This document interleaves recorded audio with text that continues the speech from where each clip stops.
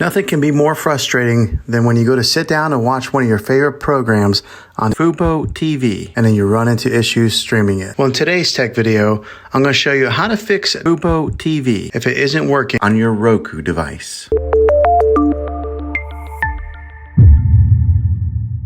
Let's see if we can fix your problems and get your FuboTV back up and running as quickly as possible. The first one, it's the easiest one to try, and that's to unplug your TV from the wall outlet and wait 60 seconds. Now don't be impatient here, wait the whole 60 seconds, then plug it back in. This is very different from turning your TV on and off with your remote control. This is what we call a hard reset of your TV, so make sure you do this method. If that doesn't work, then find your router that is giving you Wi-Fi and unplug the power to that for 60 seconds. Then plug it back in. If it fixes it, great. If not, let's go ahead and move on to the next method. Try deleting the FuboTV on your TV. Apps are located on your system and remove the app altogether. Then reinstall it again. After you reinstall it, you might have to log back in with all of your credentials, but hopefully this will work. And if that doesn't work, then I recommend buying an affordable Roku stick, Fire Stick, or Apple TV 4K.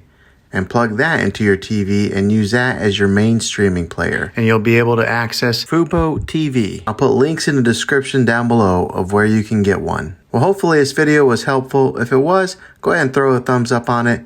Go ahead and subscribe to my channel. I make tech videos all the time, and I would love to have you back in the next one. Take care.